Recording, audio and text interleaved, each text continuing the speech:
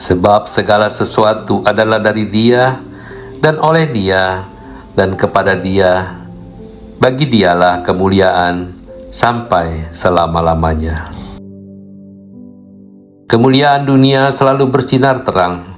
Ia menggoda hati manusia dengan janji-janji pengakuan, kekaguman, dan keberhasilan. Kita suka dipuji, dihormati, dikenang. Bahkan tanpa sadar, kita bisa menjadikan pelayanan sebagai panggung dan kebaikan menjadi pencitraan. Tapi di tengah dunia yang haus sorotan, Tuhan memanggil kita ke tempat yang lebih sunyi, ke tempat di mana kemuliaan tidak diberikan kepada manusia, melainkan dikembalikan kepadanya. Inilah makna terdalam dari Soli Deo Gloria, yaitu bahwa seluruh hidup kita adalah panggilan untuk memuliakan Allah, bukan diri sendiri. Tuhan tidak menilai kita dari jumlah subscriber, besarnya panggung, atau keberhasilan yang dilihat orang. Ia menilai dari hati yang tersembunyi, dari kesetiaan yang dijalani dalam keheningan.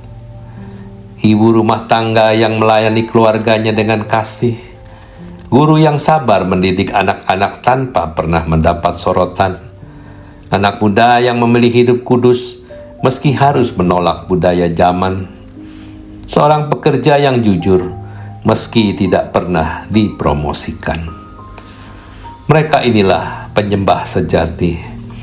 Mereka hidup untuk memuliakan Tuhan, dan meski dunia tidak melihatnya, surga mencatat dengan air mata sukacita. Setiap talenta, setiap kesempatan, setiap langkah hidup kita adalah anugerah. Dan semua itu bukan untuk kita banggakan, melainkan untuk dipersembahkan kembali kepada Sang Sumber segalanya.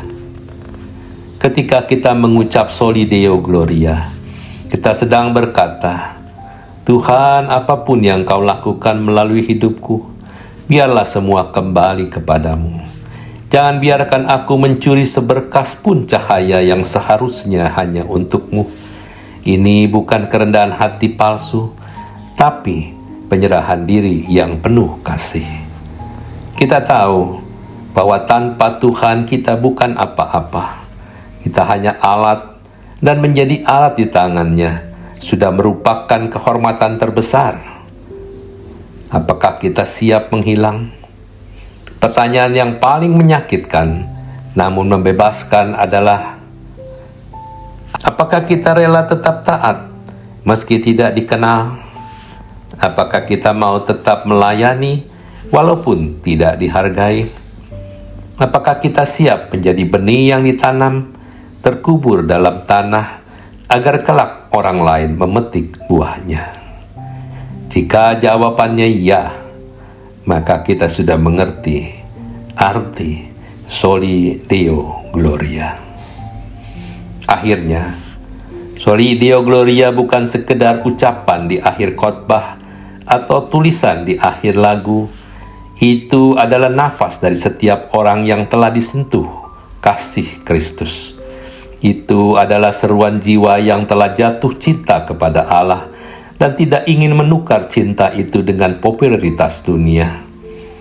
Biarlah hidup kita menjadi cermin yang tidak memantulkan diri, tetapi memantulkan kemuliaan Tuhan. Biarlah nama kita hilang, asal namanya dikenal. Dan ketika dunia bertanya, siapa yang melakukannya? Biarlah hati kita menjawab dengan tenang dan rendah, bukan aku. Semua karena Dia, untuk Dia, hanya bagi Dia. Mari kita berdoa. Ya Allah yang kudus dan mulia, Engkaulah sumber dari segala sesuatu dalam hidupku. Dari mula aku berasal, oleh-Mu aku hidup, dan kepadamu seharusnya aku kembali. Namun seringkali aku lupa, aku mencari tepuk tangan dunia. Aku ingin dikagumi, dipuji dan diakui. Tanpa aku sadari, aku mencuri kemuliaan yang hanya layak bagimu. Ampunilah aku ya Tuhan.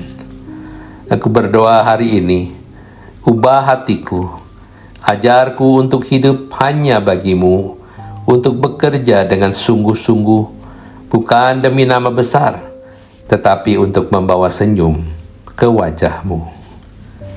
Biarlah setiap langkahku, setiap kata, setiap karya adalah persembahan kasih yang harum di hadapanmu. Jika aku harus berkurang, supaya Engkau makin besar, maka kurangi aku Tuhan. Jika aku harus kehilangan, agar Engkau dikenal, maka biarlah kehendak-Mu jadi.